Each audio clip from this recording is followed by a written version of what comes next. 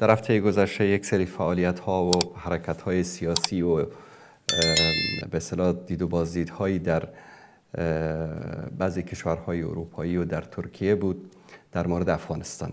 شاید همه شما عزیزان اطلاع داشته باشید.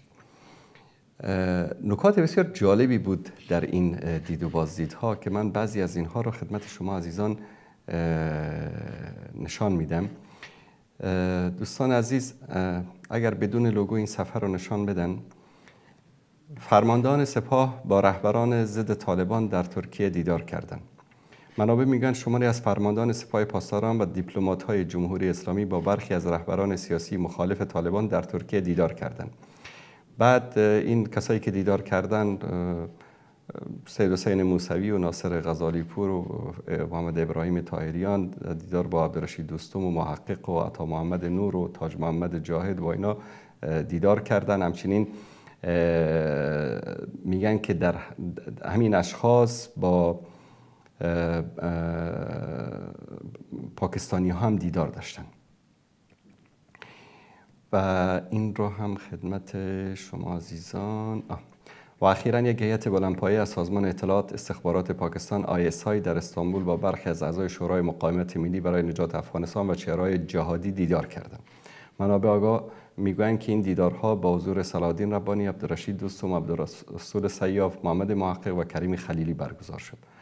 خب دوستان عزیز، این دیدارهایی که اینها با استخبارات ایران و با استخبارات پاکستان داشتن و اعترافات یکی از اینها رو که در همین دیدارها حضور داشت در اینجا خدمت شما عزیزان این رو پخش می کنم، با هم این رو ببینیم. آیا واقعا شما در ترکیه میزبان نماینده های ISI پاکستان بودید؟ ما هر کسی که مراجعه کنه که در صلح افغانستان دستی بزنه و گامی بگذاره خیر و مقدم میگیم و استقبال میکنیم.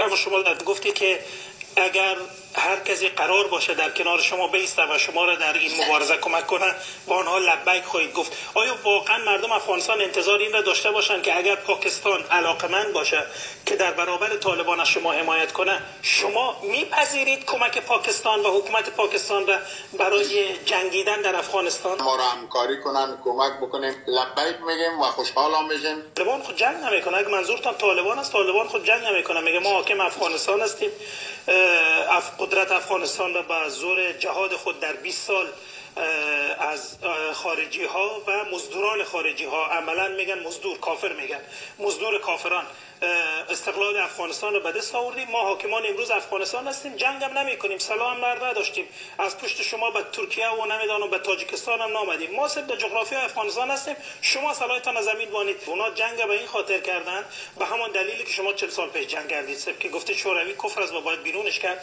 عین دلیل اونا هم دارن و میگن که خب 40 و چند کشور نامشروع در حکومت افغانستان نقش داشتن و در جغرافیای افغانستان حضور نظامی داشتن، ما جنگیدیم که اونها رو بیرون کنیم. تقریبا هم استدلال 40 سال پیش شما رو دارن، اما شما امروز چرا با اونا کنار نمیایید؟ چرا شما سلاح برداشتید دیگه؟ یعنی یک گروهتان در تاجیکستان سلاح برداشته به نام جبهه مقاومت، یک گروه دیگه به نام جبهه آزادی و یک شورای نجات مقاومت ملی مردم افغانستان هم در استانبول و یک بخش دیگه هم به نام شورای صلح هست که شما و دیگران هستید در اون.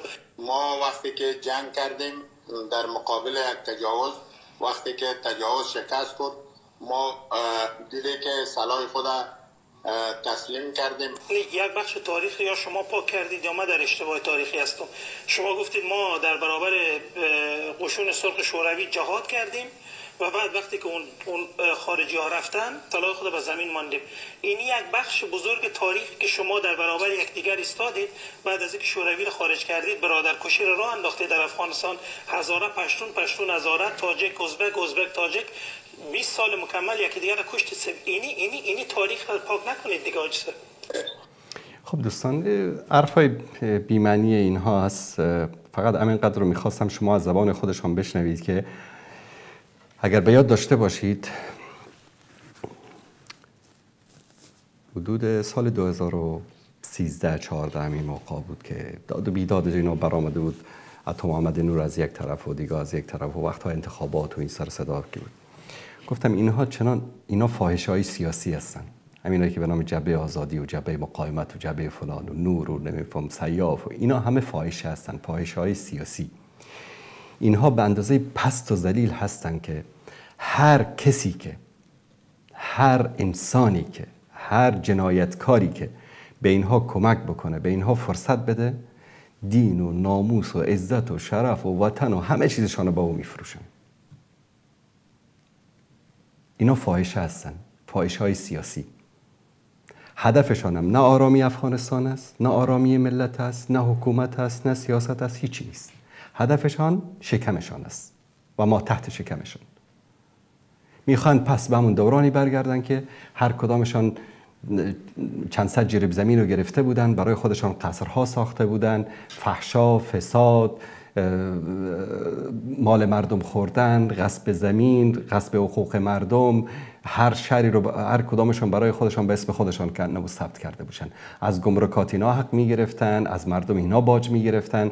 اینها دوباره حالا جمع شدن در ویانا و نمیدونم در استانبول و در فلان و الان در دامن آیس ها اینا سقوط میکنن، در دامن استخبارات ایران و سپاه پاسداران اینا سقوط میکنن، با غرب و شرق اینها معامله میکنن. برای هر کسی که به اینها پول بده، به اینها کمک بکنه یا به اینا امیدواری بده که اینا دوباره به افغانستان حاکم میشن، اینا حاضر هستن که عزت و شرف و ناموس و وطن و دین و وجدان و همه چیز خودشون رو بفروشن.